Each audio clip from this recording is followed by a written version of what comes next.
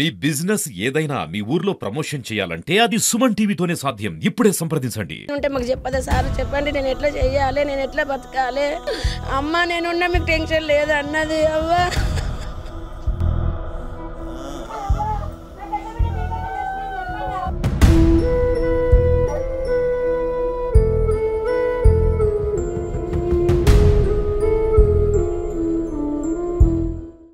కామారెడ్డి జిల్లాలో పోలీస్ ఆఫీసర్స్కి సంబంధించిన ఆత్మహత్య ఘటన అనేది చర్చనీయాంశంగా అయింది.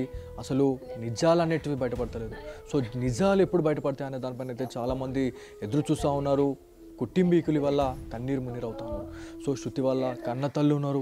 సరే వాడితో మాట్లాడడం. అమ్మ అసలు ఎప్పుడు మాట్లాడారు శృతితో? మీరు ఎప్పుడు మాట్లాడారమ్మా? బుధవారం పొద్దున్న చేసిన 9:30కు మమ్మీ 11 గంటల దాకా వస్తా మమ్మీ, మటన్ అండు మమ్మీ అంటే నా బిడ్డ అన్న అవ్వ రాయి అన్ననే అవ్వ వస్తున్నా అన్నది. మళ్ళీ ఫోన్ చేయలేను మమ్మీకి. అవ్వ నా బిడ్డ వస్తుందా, నేను పని చేసుకుంటున్నా అవ్వ, నేను చేయలేను అవ్వ, నాకు గదే లాస్ట్ మాట సారు, నేనేం చేయలేను ఇక. నా బిడ్డకు వాళ్ళ డాడీ చేసిండు నా అవ్వ. రాత్రి చేస్తే అవ్వ అమ్మ ఎక్స్రోడ్ వచ్చిన అమ్మ మళ్ళీ నాకు బందోబస్తు పడ్డది అమ్మ, నేను మళ్ళీ పొద్దున వస్తా, మీరేం టెన్షన్ పడకుండా అన్నది. అంతే అవ్వ. చెల్లి ఆ తమ్మునితోనే వాళ్ళ డాడీతోనే నేను పక్క మాటిని మమ్మీ నేను పొద్దున వస్తా అని చెప్పింది. ఏ టైంకి వస్తావు బేటా అని చెప్పిన. అంటే మమ్మీ 11 గంటల వరకు వచ్చేస్తా అన్నది. అంత 9:30 ఫోన్ చేసిన సార్ పొద్దున చేస్తే మమ్మీ నేను 11 వరకు ఇంటికాడ ఉంటాం మమ్మీ అని అన్నది. గదే లాస్ట్ ఇక. సరే బేటా వచ్చేసే బేటా, నేను పనులు చేసుకుంటా అని చెప్పిన. ఇక ఇక్కడ బీబీపేటలో తను హెడ్ క్వార్టర్స్లలో ఉంటున్నారా లేకపోతే ఎట్లా మరి? అంటే ఎట్లా అంటే బయట రూమ్ చూసుకొని ఉన్నది అంతే. ఏడలే వాళ్ళు కూడా చాలా మంచి వ్యక్తులు, ఇంటి ఓనర్లు కూడా 3 సంవత్సరాలు అవుతుంది అక్కడ చేయబట్టి. అక్కడ బాగానే ఉంది. వాళ్ళు ఉన్నారనే నేను ఎక్కువ పోలేను సార్ అక్కడికి. వాళ్ళు చాలా మంచిగా చూసుకుంటారు నా బిడ్డను. నేను అంతే చూసుకున్నా. ఏది అంటే ఏం మనసులో పెట్టుకొని అమ్మాయిని తీసుకుపోయారా లేకపోతే బెదిరించారా అనేది ఖచ్చితంగా మనం మాట్లాడాలా. ఎందుకంటే అమ్మాయి ఇక్కడి వరకు వచ్చిన తర్వాత రిటర్న్ తీసుకుపోయి ఇట్లాంటి అఘాయితానికి పాల్పడడం, ఇట్లా అమ్మాయిని ఇంత దారుణంగా ఇంత కొట్టిరు అనేది తెలుస్తూ ఉంది. అమ్మాయి ఒంటి పైన గాయాలు కనిపిస్తున్నట్టు ఇక్కడ కనిపించింది సారు, ఇక్కడ బ్లడ్ వచ్చింది గంతే సార్. నేను చూడలేను ఇక.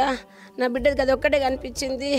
నా ఎవరి గింతే చూసినా నాకు ఇవన్నీ తెలియదు. నా బిడ్డకి ఏం ప్రాబ్లం లేదు అన్నది. నేను చెప్పాను మమ్మీ అన్నది. నా బిడ్డకి ఏదైనా ఉంటే మాకు చెప్పదా సారు, చెప్పండి నేను ఎట్లా చెయ్యాలి, నేను ఎట్లా బతకాలి. అవ్వ నీతోనే తెలివి అవ్వ, గంతే చూసుకున్నాము అవ్వ నేను ఏడలేం కాలే అవ్వ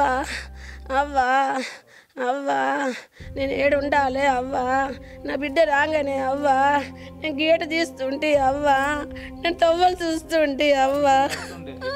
అమ్మ నేనున్నా మీకు టెన్షన్ లేదు అన్నది అవ్వ. నా బిడ్డకి ఇంత ధైర్యంగా అంటే ఇంత ధైర్యం చెప్పింది, ఇంత చిన్న పిల్ల కడుపులో పెట్టిన పిల్లని ఇవాళ మీకు ఇంత ధైర్యం చెప్పింది.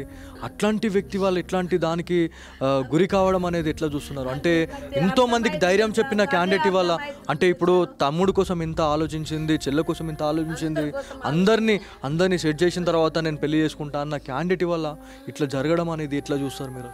అదే సార్ నాకు అర్థమవుతలేదు సార్. ఇక అది ఎట్లా జరిగిందో అది దేవునికి తెలుసు సార్. ఇక నాకేం తెలియదు సారు. నేనేం చెప్పాలి నాని గురించి. నా బిడ్డ నాకు ధైర్యం చెప్పింది, ఇంకా వేరే వాళ్ళకి ధైర్యం చెప్పింది, కానీ ఇస్తుంటేది కాలేదు సార్ నా బిడ్డకు. ఇది ఎట్లా మీరు ఎప్పుడు ఫైనల్గా మాట్లాడారు మీరు? అంటే మొన్న మాట్లాడకుండా ఇంతకుముందు గతంలో ఎప్పుడు డైలీ ఫోన్ చేస్తా, ఒంటరి ఇంటికాడనే ఉంటా కదా సార్. డైలీ ఫోన్ చేస్తా, మధ్యాహ్నం చేస్తా, పొద్దున చేస్తా. మొన్న చేసిన వస్తాం మమ్మీ రేపు వస్తాను, సండే రోజు వస్తాను. మొన్న శనివారం చేస్తే సండే రోజు వస్తా అని చెప్పింది వాళ్ళ డాడీకి. రాలేదు. మంగళవారం వీకప్ ఉంటుంది మమ్మీ, వస్తా ఒకరోజు ఉంటా, మళ్ళీ వెళ్ళిపోతా కదా మమ్మీ అన్నది. అంతే, ఇంకేం చెప్పదు ఇక నాకు. ఇక నేను 12 అడగా నా బిడ్డను. ఆమెకు మాట్లాడంటే నేను భయపడతా. అసలు బిడ్డే నేనేం సమాధానం చెప్పాలి సార్. నేను ఇక నాకు అంతకు మించింది ఏం తెలియదు. ఇక నాకు తెలియదు నా బిడ్డ గురించి. నా బిడ్డకి ఇస్తుంటుందని నేను ఏమని చెప్పాలా? అలాంటి బుద్ధులే లేవు. అసలు బుద్ధులు ఉండాలనే కొట్టే బుజ్జి. ఎట్లా చెప్పాలి ఇప్పుడు?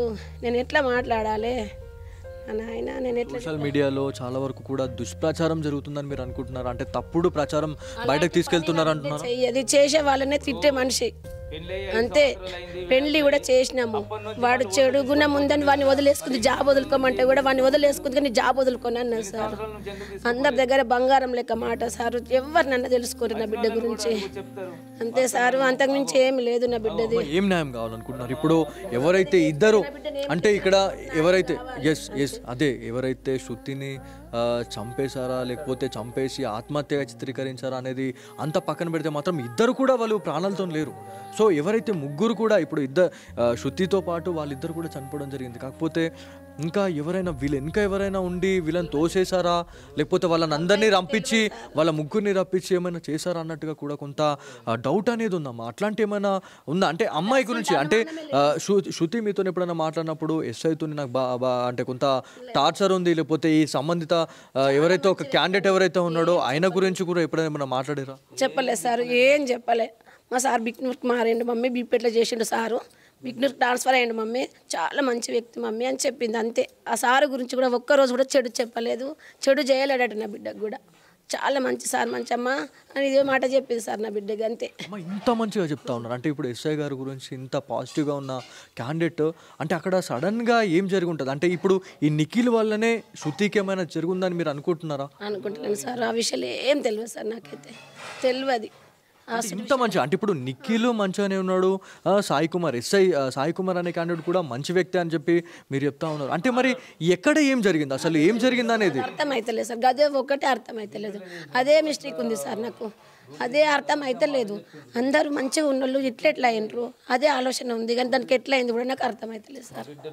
నా బిడ్డ బీపేట్లో చేస్తుందని నాకు టెన్షన్ లేదు సార్. నా అమ్మగారు కూడా అదే ఊరు సార్, నాకు అంతే తెలుసు సార్. నాకు ఇంకేం తెలియదు నా బిడ్డ కోసము, నేనేం సమాధానం చెప్పాలి. అసలు ఎక్కడికి వచ్చినా కూడా ఫైనల్గా ఫైనల్కి వచ్చేసరికంటే మళ్ళీ క్వశ్చన్ మార్క్ అనేది వస్తుంది.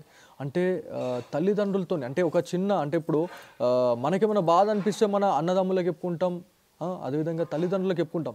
కాకపోతే ఎలాంటి బాధ లేదు, ఎలాంటి ఏం లేకుండా ఇవాళ నిర్దాక్షిణంగా చనిపోవడం అనేది అసలు మేము నమ్మలేకపోతా ఉన్నాం. ఎంత మంచి అంటే ఒక ఫ్యామిలీలో అంటే ఒక పెద్ద కొడుక్కి కావచ్చు లేకపోతే ఒక పెద్ద అక్క ఎవరైతే ఉంటారో ఖచ్చితంగా వాళ్ళకి ఒక ఇనిషియేట్ అనేది ఉంటుంది, ఒక భరోసా అనేది ఇవ్వాల్సి వస్తుంది.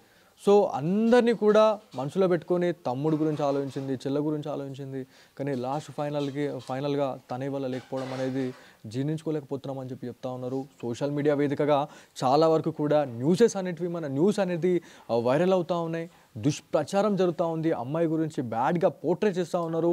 ఇదంతా కూడా తప్పు. ఇది ఎందుకంటే ఇవాళ తిరిగి రాని లోకాలకు వెళ్ళిపోయింది. అట్లాంటి క్యాండిడేట్ని కూడా ఇవాళ తన్ని మనశ్శాంతిగా ఉంచలేకపోతా ఉన్నామంటే మనం ఇవాళ ఎట్లాంటి సమాజంలో ఉన్నామన్నట్టుగా వాళ్ళు చెప్తా ఉన్నారు. సో ఏదేమైనప్పటికీ ఒక ప్రాపర్ ఇన్వెస్టిగేషన్ అనేది కావాలా, మరి ఉన్నతాధికారులు మరి దీనిపైన ఎలాంటి క్లారిటీ ఇస్తారో అనే దానిపైన అయితే చాలామంది ఎదురు చూస్తూ ఉన్నారు. అంటే ఒక చిన్న అంటే పోలీస్ అధికారుల గురించి మనం మాట్లాడుకుంటే ఒక తప్పు చేస్తేనే మీరు ఇట్లా చేయొద్దు అనే క్యాండిడేట్ల ఇవాళ అట్లాంటి తప్పు ఎలా చేస్తారు అని చెప్పేసి కూడా ఇవాళ కుటుంబీకులు వాళ్ళు గట్టిగా మాట్లాడుతూ ఉన్నారు. కాకపోతే ఈ రాంగ్ పోర్ట్రే అనేది ఖచ్చితంగా ఆపాలి అని చెప్పేసి శృతి కుటుంబీకులు అయితే చెప్తా ఉన్నారు. ఆ రోజు కూడా చాలా వరకు కూడా ఏదైతే మార్చురీ దగ్గర కూడా కొంత ఇబ్బందులు అనేవి జరిగినాయి. ఎవరైతే శృతి ఫ్యామిలీ మీడియా పైన కూడా కొంత అరవడం జరిగింది, ఎందుకంటే ఇట్లాంటి బ్యాడ్ పోర్ట్రే అనేది బయటకు పోయింది కాబట్టి వాళ్ళు అంటే వాళ్ళపైన దురుసుగా మాట్లాడినాం అన్నట్టుగా వాళ్ళు చెప్తా ఉన్నారు. సో ఇదంతా కూడా చూస్తే ఖచ్చితంగా ఇది ఆత్మహత్య కాదు, 100% హత్యగానే పరిగణించాలని చెప్పేసి శృతి కుటుంబీకులు అయితే చెప్తా ఉన్నారు. సో ఇది ఇక్కడ ఉన్న తాజా పరిస్థితి. కెమెరా పర్సన్ కార్తిక్తో బాలు, సుమన్ టీవీ, గాంధారి నుంచి.